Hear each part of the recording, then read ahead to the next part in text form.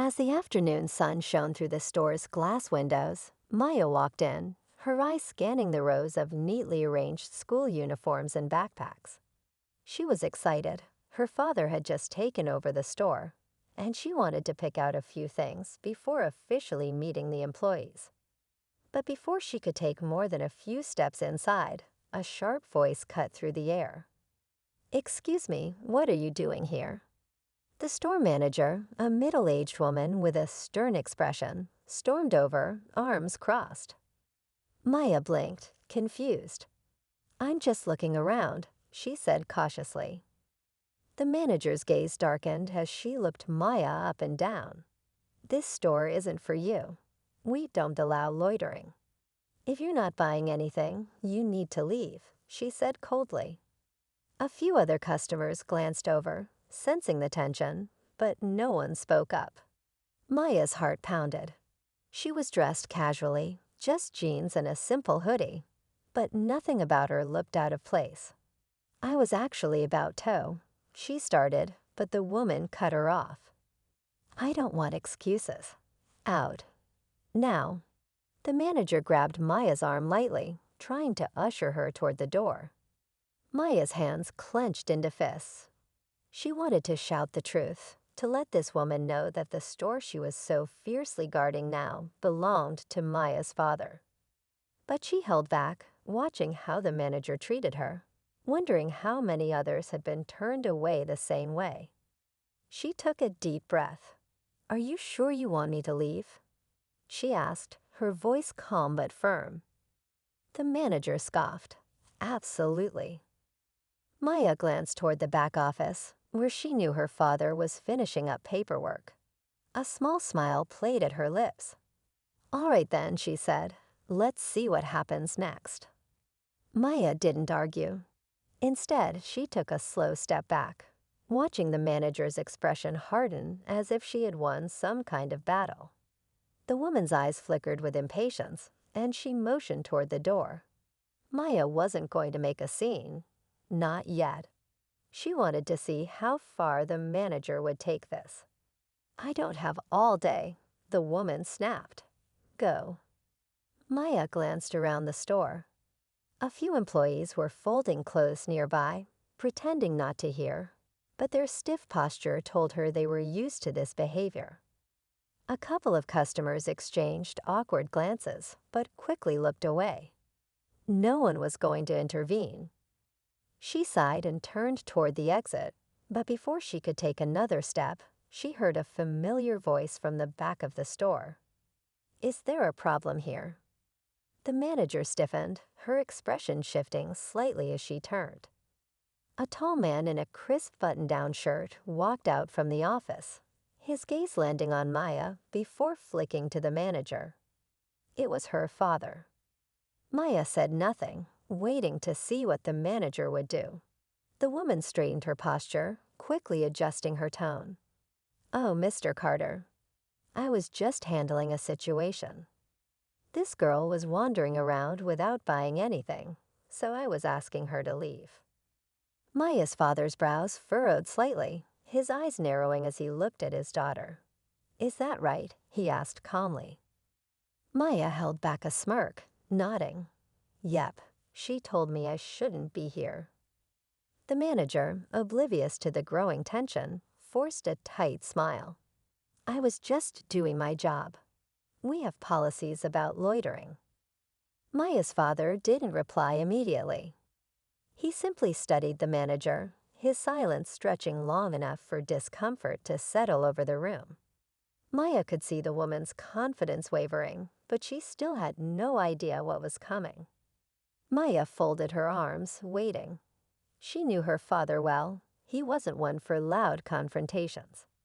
But when he spoke next, she could already tell this conversation was about to take a turn no one in the store expected.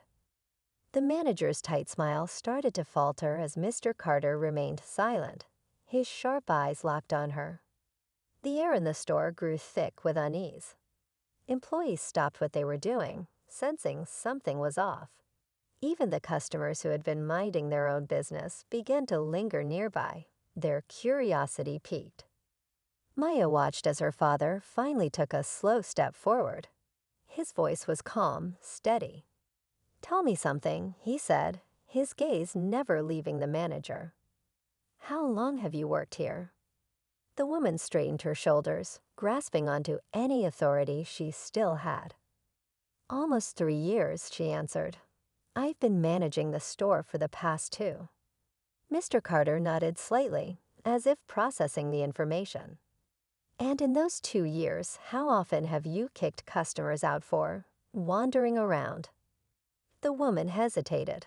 The confidence she had just minutes ago was slipping. "It's just store policy," she insisted. "We can't have people loitering. It's bad for business." Maya glanced around at the other shoppers. Some were standing frozen, waiting to see where this was going. The employees near the checkout counter looked nervous, avoiding eye contact with their manager. "I see," Mr. Carter replied, his tone still measured. "And did you happen to ask her if she needed any help before deciding she didn't belong here?" The woman's mouth opened slightly, but no words came out. Maya could see it now, that tiny flicker of realization in her eyes. She was starting to understand that she might have made a mistake, but she still didn't know just how big of one. Just then, one of the employees, a young man with a name tag that read James, cleared his throat. "Actually, I saw everything," he said hesitantly. She wasn't loitering. She was just looking at the new arrivals. She hadn't even been here that long. The manager shot him a sharp look, but James quickly averted his eyes. Mr. Carter let the silence settle again before exhaling. "Well, I appreciate your honesty, James." Then he turned back to the manager. "Because this young woman, she's not just any customer. She's my daughter." The color drained from the manager's face in an instant. The shock rippled across her expression like a wave, her lips parting slightly as if she wanted to say something, but no words came out. Maya watched the scene unfold, her heart pounding. She had expected her father to step in, but she wasn't expecting the weight of his words to hit quite like this. The employees murmured among themselves, their expressions shifting between curiosity and concern. The manager, visibly shaken, swallowed hard. I didn't know," she stammered. Mr. Carter raised a brow. "And if you had?" he asked simply. The question lingered in the air, unanswered. Because they all knew the truth. If the manager had known who Maya was, she wouldn't have treated her this way. And that was exactly the problem. Maya glanced at her father, wondering what he would do next. The store had gone completely silent, and she could feel the weight of the moment pressing down on everyone. But she also knew her father well. This wasn't over yet. Not by a long shot. The store felt frozen in time. The manager's face was pale, her lips pressed together as if she were searching for a way out of this situation. Maya could see her mind racing, trying to figure out how to backtrack, how to fix the mistake before it got any worse. But there was no taking back what had already happened. Mr. Carter let the silence stretch, his expression calm but unreadable. Maya knew this side of her father. He wasn't a man who raised his voice, but when he spoke, people listened.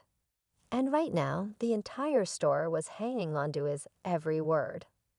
The manager finally let out a nervous laugh, the kind that didn't quite reach her eyes.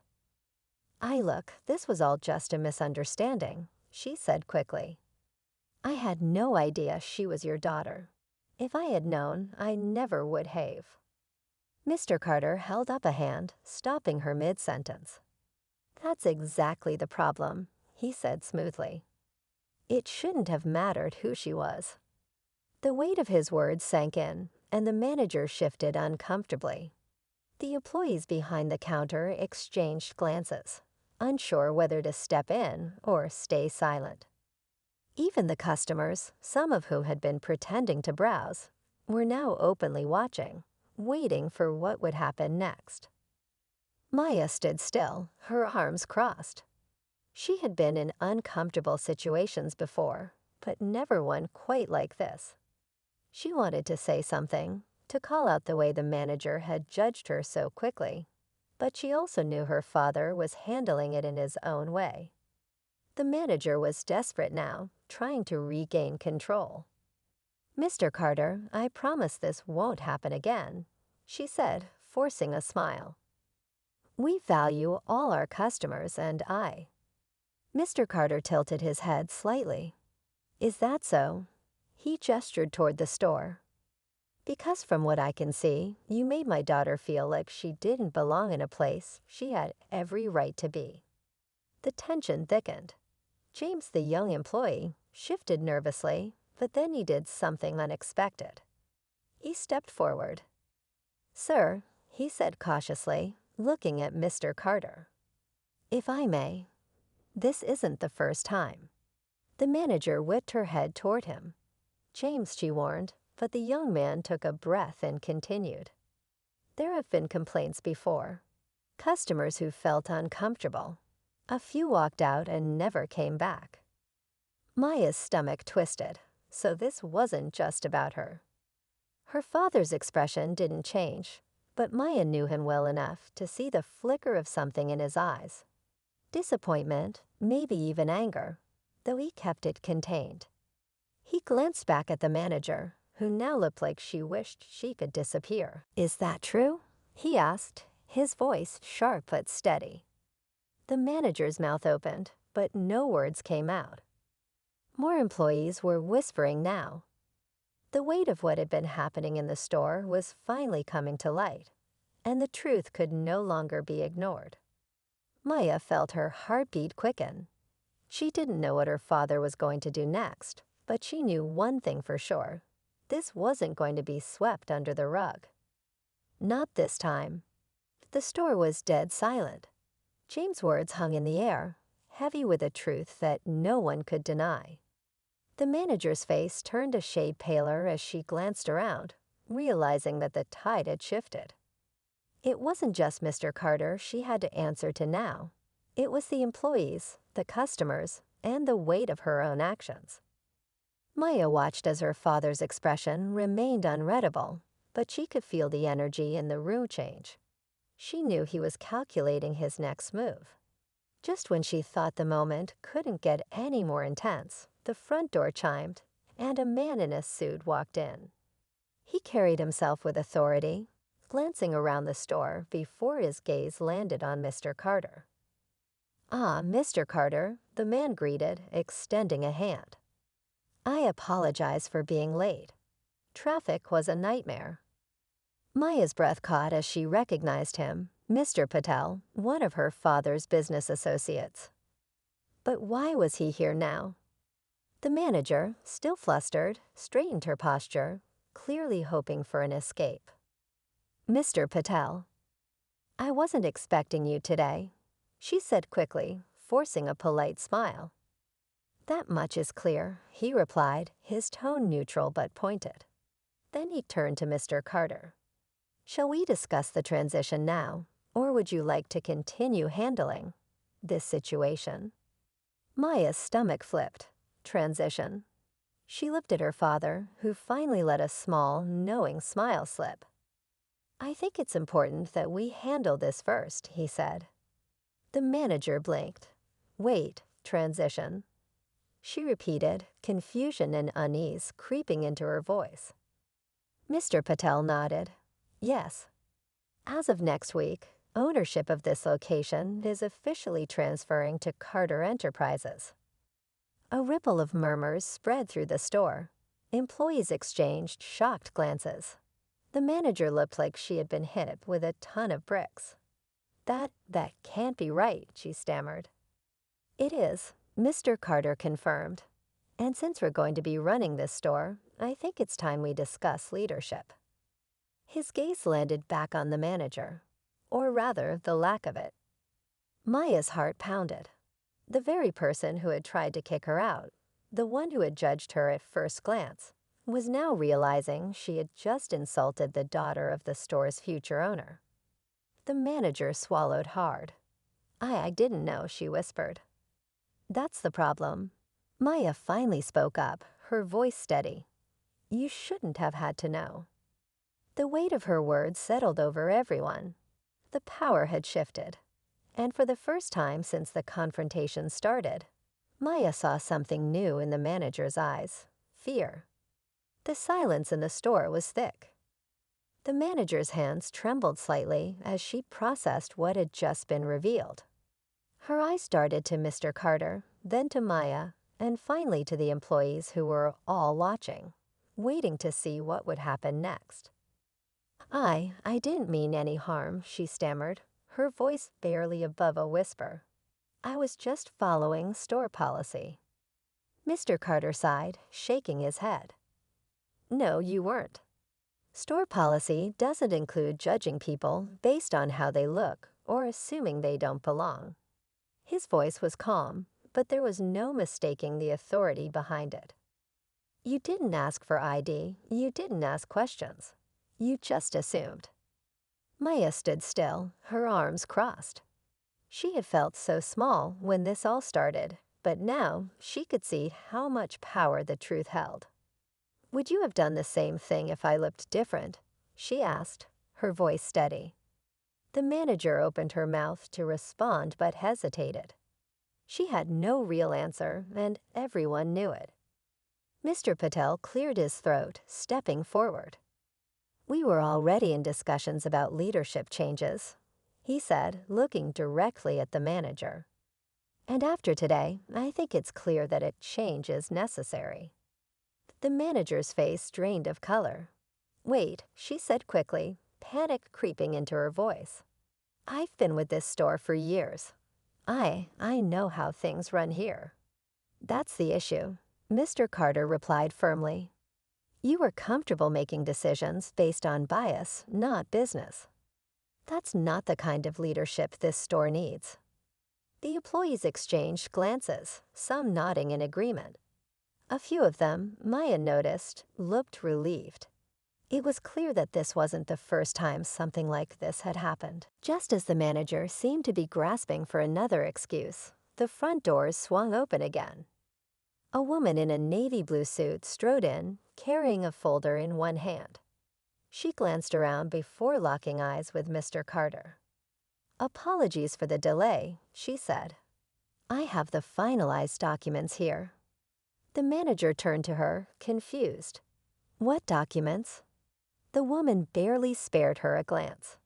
The ones finalizing your termination, she said smoothly before handing the folder to Mr. Carter. The air in the store seemed to shift as the realization set in. The manager had lost her position, not just because of today's events, but because her actions had finally caught up with her. Maya watched as she struggled to maintain her composure. There was no yelling, no dramatic outburst, just the weight of consequences settling in.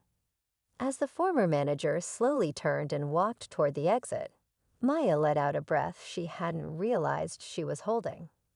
This wasn't about revenge. It was about justice.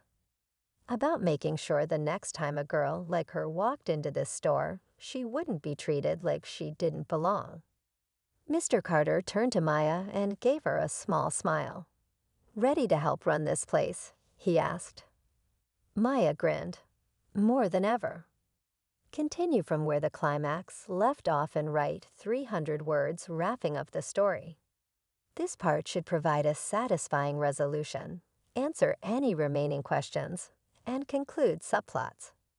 Leave the audience with key takeaways or reflections, making the ending memorable and engaging.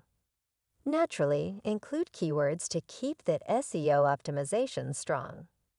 End the story now in natural way, also do not make any headings. Only write story in paragraphs. Also keep the wording simple and natural tone. Also make the script human-centric and don't give feel of AI generated. Also don't create violated content which can affect YouTube policy.